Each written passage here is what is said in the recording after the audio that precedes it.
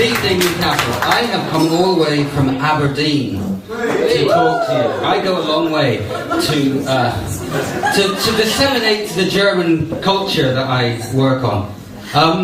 Yes, I've come from Aberdeen. It's a city famous for its seagull nests and for its sea views. But if you want a sea view in Aberdeen, you've got to live in one of these. Because the Aberdonians, they don't really go in for the romantic stuff. They know the price of oil, and they know its value, but they don't really care about the romantic side to the world. And that's why it's really nice here to be in the northeast, to have come down. And you have all these wonderful romantic castles in this region. Although many of them are ruined, I'm thinking here in particular of the Stadium of Light and much of Middlesbrough. Yes, I normally talk about Dundee, but I'm in the wrong place for that tonight. Anyway, I'm here to talk about my research, which is on, as John said, on German ruins, the culture of ruins in Germany. And I've been working on this for quite a while. My qualification comes because I did a PhD on German and history at the University of Oxford. Never mind. So that's where I first came across ruins. At a lecture. At this lecture were the fresh-faced future comedian Stuart Lee, before he'd let himself go to rack and ruin. Yes. And also the future housing minister Jeremy Hunt, having destroyed the NHS, and the media will doubtless be given another bit of the social fabric of Britain to destroy very soon. And also the future British Prime Minister, Boris Johnson. David Cameron should have been there, but it was the Bullingdon Club's day trip down to Cowley, where they went to investigate the council housing there and come up with their future plans for the bedroom tax. But enough political satire. I'm here to talk about my research, and my research, I say, is about German ruins. I came across this at a lecture in Oxford many, many years ago when I was much younger, not the ruin I am now. And it was a lecture about architectural policy in the Third Reich. Oh dear, here we go. Now, this is just today.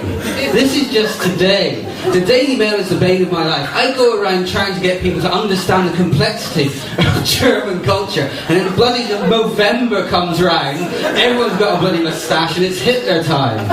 Oh God. So there's the latest one. Poor old dog. And of course what I hate about this is it constructs this idea of cute animals and Hitler as the embodiment of pure evil. But it wasn't Hitler alone, and that was the purpose really of this lecture that I went to. Was it wasn't just Hitler who was responsible for architectural policy, it was Albert Speer. Anybody heard of Albert Speer? Anybody remember him? He won't remember you. His memoirs are even more reliable than mine. Anyway, Speer was Hitler's architect, and he didn't design this house, as you can probably tell. But he planned Germania, which was to be the German monumental capital that was to replace Hitler's detested socialist city of Berlin.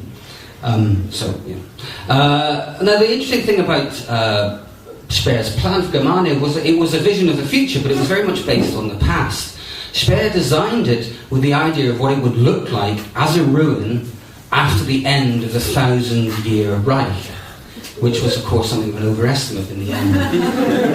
Anyway, Speer's plan involved obviously a lot of demolition, but during the war, Speer was rather busy doing other stuff, so he had to outsource it all to Bomber Command, who did too soon.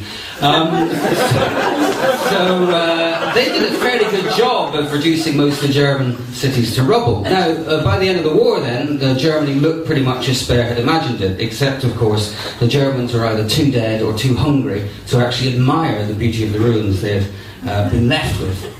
So, and then now we move to the positive bit of the talk, which is about German reconstruction, the economic miracle, and the construction of new housing. Because the vision of the future for German cities was one which you've experienced here too in Newcastle. I think we had mentioned Biker already, which was the construction of new housing which took people out of the slums they lived in and moved them into better, lighter, more airy houses. Now, when they did this was obviously based on the principle that there would be limitless capitalist growth, and that was obviously something of an overestimate as well. But when so they went through this, but they forgot two key things when they were doing this. First of all, you can reform social housing, but unless you redistribute wealth, and actually change the economic structure, you just actually reinscribe social inequality wherever you go. In a different place. Now, obviously, if that doesn't work, you can still bring in the bedroom tax and make the poor stay where they are, whatever happens. So that was the first thing they forgot. The second thing they forgot was place. That houses are not just houses; they are homes. We connect them with the neighbourhood, with community, and the new houses that have been built weren't really suitable or fit for purpose for that. So in the late 60s, the Germans turned back to the past. They also turned back to thinking about the German past as we think of the German past, which they've done a good job of not mentioning for 20 years or so in preparation for a Fawlty Towers episode. So all German culture basically is based around the chant for the British to make fun of them, I figure.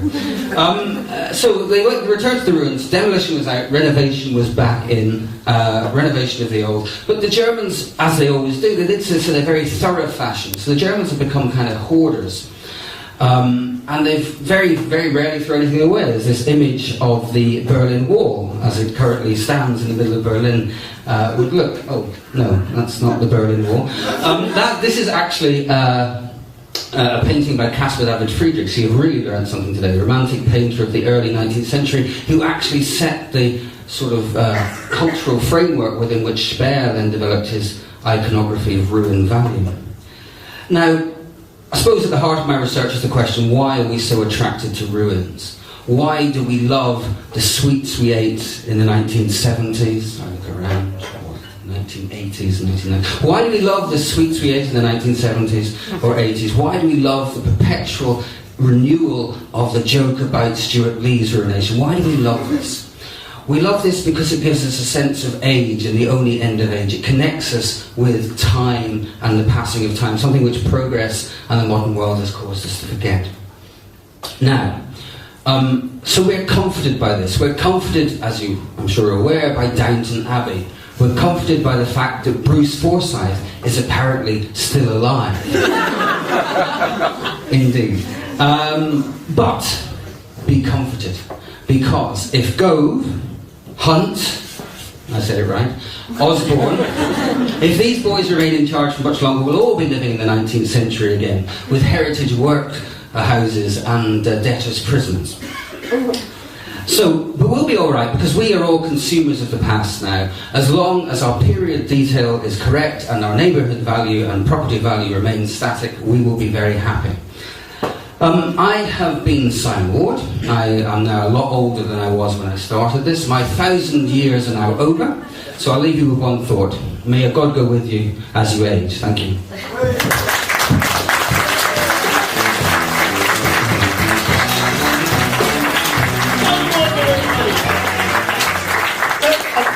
I don't know if I've got any